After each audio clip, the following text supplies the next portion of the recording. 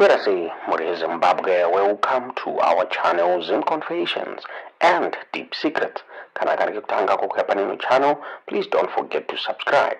Kana uchingwagara waka subscribe, but don't forget to comment and share this video. Nasi Muri Zimbabwe, tabigira nyaya buritswa pamsoro pa Comrade Geza, avo vakabuda vachinzi na Passion Java. Comrade Geza vabatwa. Passion Java vakabuditsa a post pa Facebook achitaura iye achiti Geza abatwa. Vanhu vazhinji vakabuda vachitaura ivo vachiti hapasina kumira mushe. Comrade Geza and his revolution has now ended. Asi zvisinei nyaya iyi yazobuditswa naMajaira Jairus achitaura iye achiti Geza is doing just fine. Vachitaura iye achiti he is working on a project to make sure Mnangagwa's plot to stay in power beyond 2028 that does not see light of the day. Ndo mabudisho akaitwa nyaya naMajaira Jairus chirwa izo kuti aiwa vaGeza is safe and sound. Majaira Jairus akabuda on his ex and vachikonfirma nyaya yachitaura iye achiti Comrade Blessed Geza is doing just fine. He is busy working on a project to make sure that Emmerson Mnangagwa's devious plot to stay in power beyond 2028 does not see the light of the day. In the fullness of time, we will hear from him. Ndo mabuditsiro akaitwa nyaya iyi muri Zimbabwe. Majaira Jairus tingazive kuti munoiona sei kutaura kwatiri kuita zviri kunzi Geza's revolution iri kuenderera mberi, hapana chiri kudzokera kumashure. Kunga takaona vananyoka vemabhunu vari kunzi vari kufambirawo nyaya dzavo kumacourts kuti vaonekwa vachibuda mujeri vakontinya nerevolution. Paizvo ndoda kusiyai muchingonzwa kuti revolution yapapi muhamadza zvamuri kufunga pamusoro penyaya iyi mucomment section. Unoziva kuti I'm not just a politician. I'm also a leader who speaks the truth without any fear. Handingoite zvematongerwo enyika chete. Nditoriwo munhu anotaura chokwadi ndisingatye kufa. Nekuti vacho vanozama kuda kundiuraya ndogara ndichivataurira ndindovaziva kuti ndichanyarara munyika ino kana kumandiuraya. Kana musati ndicharamba ndichingoudza vanhu chokwadi chete kuti muri matsotsi hamuna hanya nevanhu. Munobira varombo. Unoziva kuti haugoni kuenda kunobata maoko munhu asati afa. Munhu kana achirwara tozamawo kumurapisa. Kana Mwari amutorawo tozoenda kunobata maoko parufu rwake topupura mabasa ake. Kunaka kwawo nekushata kwawo ngazvitaurwe pasina kutya. Munhu abatwe maoko ari mupenyu. Unoziva kuti nango bridge rakasimba sei rikadirwa mvura inopisa rilaste 2 hours. Unozviziva izvozvo? ZANU-PF yamuri kuona iyi tikanatsobatana macitizen munyika ino tosvika paextend yekuti akomana enough is enough, let's fix our own country. ZANU-PF haite kana 2 months iri pachigaro. Vese amaleaders matsotsi ari muzana aya anoitwa maprisina. Tikagona kubatana kuti enough is enough in our country, tatambura nenhamo. Ndana nevari kutipa nhamo, ningi vari kutipa nhamo, ngativaenderese macitizen. Right now, Zimbabwe haisi kuda any opposition party or any political party. Ndogara ndichiadvisa mukuru wedu vachamisa kuti Zimbabwe haisida kuvhurirwa a political party. Musambovhura yenyu bato idzva. Vanhu vanototanga kuadaptwa izvezvi. Munenge maisa upenyu hwevanhu vanokusapotai muriski. Kunotanga kuurawa munhu munyika inoyi. Zimbabwe ida kuvhurwa a movement isingamboende kuelection ba. A movement isingatauri nezveelection. A movement yekuti we-opposition party anopinda muthat movement, we-ruling party anopinda muthat movement, but i-movement yekuti amana let's fix our country, enough is enough. Hakuna mabasa. Hurumende inopinda ndenhema. Hurumende yacho yatina matsotsi vari kubira nyika haina kuwina election. Let's fix our problem. Ngatitarisei upenyu huri kurarama kunze kwenyika. MaZimbabweans ari kunze kwenyika ari kuharaswa sei. Let's fix our own country kuti ma-leaders ese ari mupower ngaabuda akoniwa. Zvinongoitwa bedzi ne-a movement, not a political party. Because if you open a political party, which means uchagadzira a regalia. And that regalia, anyone anongopfeka regalia achita ntonzi imhandu neZANU-Mutengesi ndoachamisa. So Zimbabwe haisi kuda a political party. Zimbabwe iri kuda a movement. A movement inopinda muwengi, mugoni nemutadzi.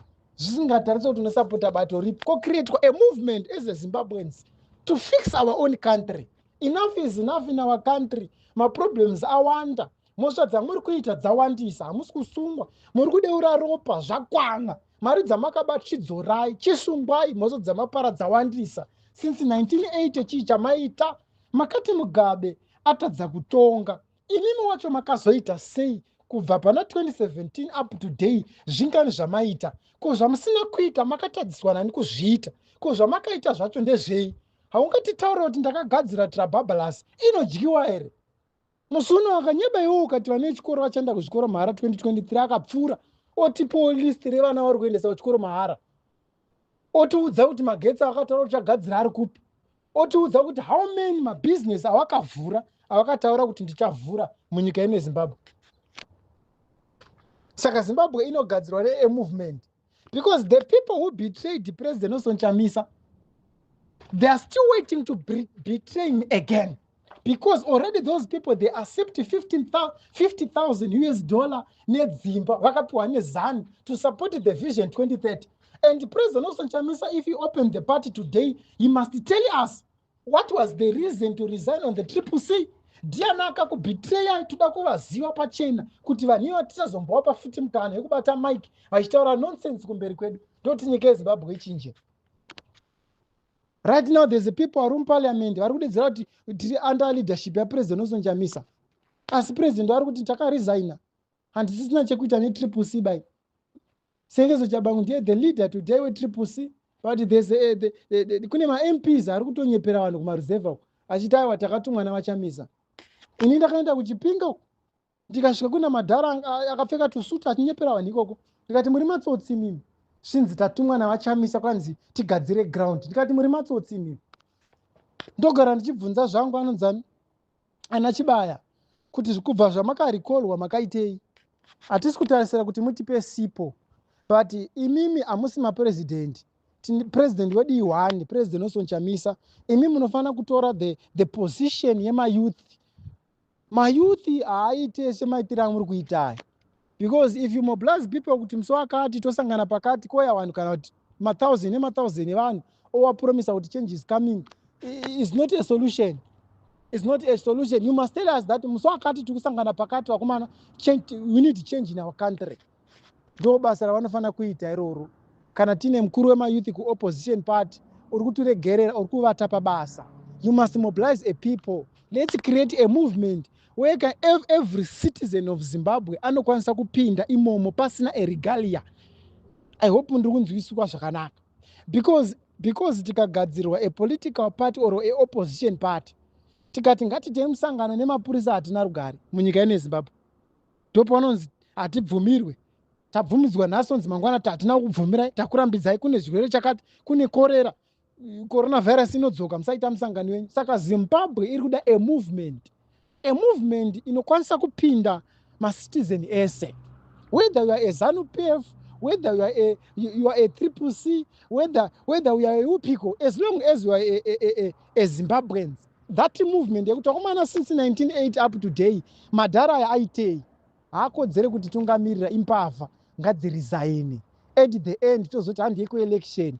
Imimi chisaiwa munoda, isusu tisaiwa munoda. Vari muzani vacho kuti aiwasvi handiti tagadzira nyika tese munanga kwanga aresign. Imimi chisaiwa muri kuda kuti aite candidate. Isusu tokuisira vachamisa candidate. Toti aiwasvi ngatitei free and fair election isina kubirana. Towane independent ZEC vari pawo bviswa iripo yoputswa poitwa ma-reforms munyika toenda ku-election mune zvakanaka in peace. Ndo zviri kungoda nyika yeZimbabwe. Because mapurisa, it's a weapon destroy opposition party. The Zimbabwe Republic Police, they are no longer protecting the citizen. They are protecting the politicians and Chinese. Our own army, they are no longer protecting the country. Our own army, they are busy protecting the Chinese and busy protecting the politician. My citizen, every day maskati machena. So Zimbabwe iri kutomboda a movement yekuti tinokwanisa kuwirirana kusvika pakuita ma-reforms. Togadzira nyika yedu patsva, mutemo wetangidzwa munyika ino, masabhuku obudidzwa munhau dzematongerwo enyika, machief machief kana kuti madzishe odzora maaisuza vakapiwa haya nema$10,000 US odzora kunyika, mari yodzoka kuvanhu.